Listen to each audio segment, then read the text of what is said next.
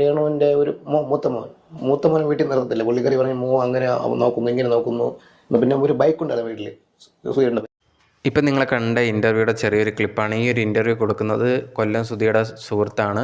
ആ ഒരു വ്യക്തി കഴിഞ്ഞ ദിവസം ഒരു ഇൻ്റർവ്യൂ കൊടുത്തിട്ടുണ്ടായിരുന്നു. അതിനകത്ത് കുറേയധികം കാര്യങ്ങൾ കൊല്ലം സുധിയെപ്പറ്റിയും രേണു സുധിയെപ്പറ്റിയും മകനായിട്ടുള്ള കിച്ചു സുധിയെപ്പറ്റിയൊക്കെ പറയുന്നുണ്ടായിരുന്നു.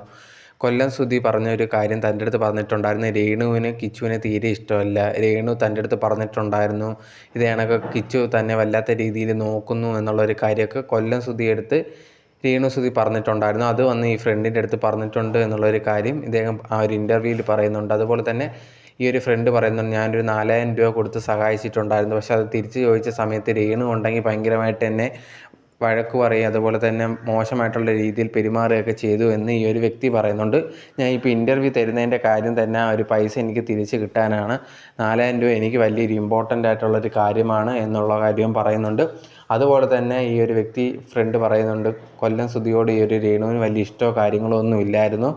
വേറൊരു വ്യക്തിയുമായിട്ട് ഈ ഒരു രേണു സുധി ഇഷ്ടത്തിലായിരുന്നു. ആ ഒരു ഫോട്ടോ കൊല്ലം സുധി തനിക്ക് അയച്ചു തന്നിട്ടുണ്ടായിരുന്നു. പിന്നെ അത് ഡിലീറ്റ് ചെയ്തു എന്നുള്ളൊരു കാര്യമൊക്കെ പറയുന്നുണ്ട്. അങ്ങനെ രേണു സുധിക്ക് കൊല്ലം സുധിയോട് ഒരു ഇഷ്ടമൊന്നും ഇല്ലായിരുന്നു. തനിക്ക് ഈ കാര്യങ്ങളെല്ലാം അറിയാം, തൻ്റെ തെളിവുണ്ട്, അതുകൊണ്ടാണ് ഇങ്ങനെ വന്ന് പറയുന്നത് എന്നുള്ളൊരു കാര്യമാണ് ഈ കൂട്ടുകാരെ ഇപ്പം വന്ന് പറയുന്നത്. സോ ഇതിപ്പോൾ എന്താണ്, നമുക്ക് രേണു സുധിക്ക് വേണ്ടി ഇങ്ങനെ വല്ല കള്ളം പറയുകയാണെങ്കിൽ ഈ ഒരു വ്യക്തിക്കെതിരെ രേണു സുധിക്ക് കംപ്ലയിൻറ്റ് കൊടുക്കാവുന്നതേ ഉള്ളൂ. പക്ഷേ പുള്ളിക്കാരൻ പറയുന്നത് തൻ്റെ തെളിവും കാര്യങ്ങളൊക്കെ ഉണ്ട്, താൻ ഈ ഒരു ഇൻ്റർവ്യൂ തരുന്നത് തന്നെ ആ ഒരു പൈസ എനിക്ക് തിരിച്ച് കിട്ടാൻ വേണ്ടിയാണ് എന്ന് പറഞ്ഞിട്ടാണ് പുള്ളിക്കാരൻ പറയുന്നുണ്ട്. കുറേയധികം കാര്യങ്ങൾ പറയുന്നുണ്ട്. 24 മിനിറ്റോളം ഉള്ളൊരു ഇൻ്റർവ്യൂ ആണ്. നിങ്ങൾക്കത് യൂട്യൂബിൽ സെർച്ച് ചെയ്താൽ കാണാവുന്നതാണ്. നിങ്ങൾക്കതും പോയി ഫുള്ളിരുന്ന് കാണാവുന്നതാണ്.